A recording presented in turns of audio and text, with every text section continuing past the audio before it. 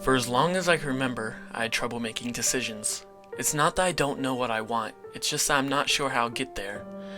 I guess we could say I was afraid. Afraid of the consequences of my decisions and their impact on me and the people I cared for the most. I had trouble deciding which college to choose. I couldn't make up my mind on which events to go to. Hell, sometimes I couldn't even decide what to eat and just stood there in front of the refrigerator for tens of minutes. My friend, one of the few people that put up with me, knew he had to do something. And so, one day, when we were strolling around the neighborhood just doing nothing, he took me to a house, saying a friend of his lives there, and that maybe he'll be able to help me with my confidence. When we got in and met his friend, it became clear to me that his friend was actually some sort of mentalist, or maybe a shrink, and that my friend paid him to meet me. Knowing that, the meeting didn't go too well, and the evening ended up with me arguing with my friend and leaving in a hurry. Even though I knew he just wished me well, and I couldn't stand the thought that I needed help. The morning after, just when I was getting ready to leave for my dead-end job, I heard some rustling at my front door. Someone pushed an envelope under the door and it slid into my apartment. It was an old, worn-out envelope, and it kind of smelled like vanilla.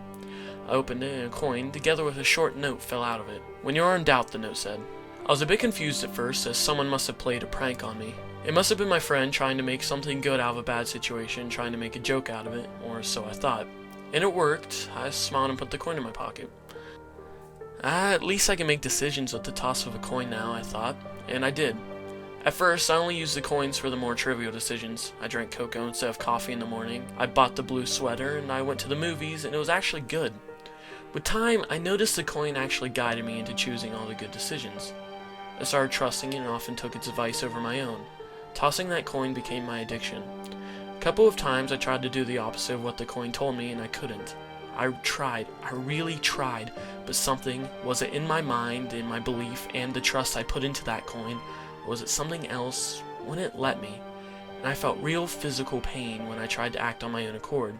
As I trusted it more and more, I started asking its advice on major decisions as well.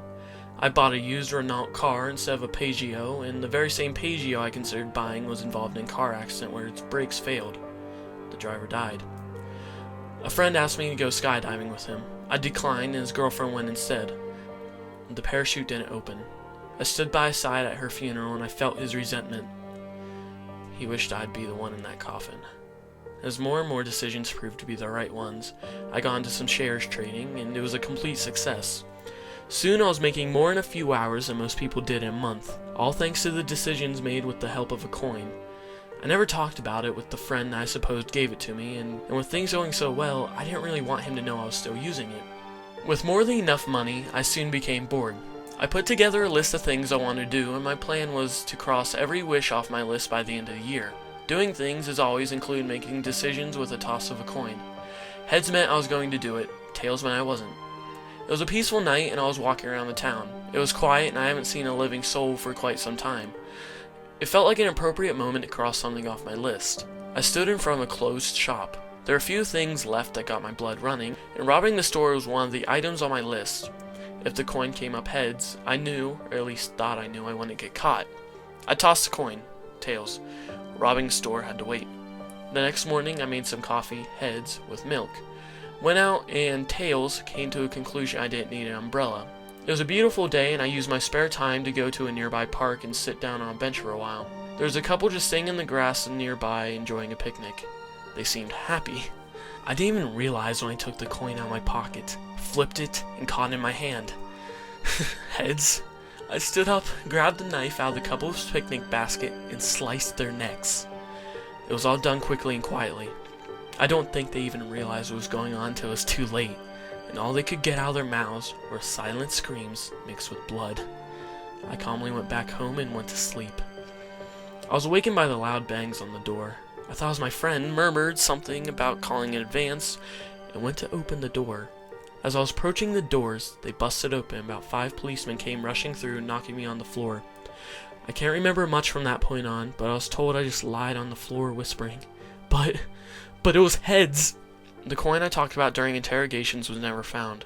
I've been in a mental institution for quite a while now. They say I'm getting better, I'm allowed to write now. What they do not know is that just a few nights back, I, once more, heard rustling at the door of my cell. Something came flying into the room from under the door. It was an envelope.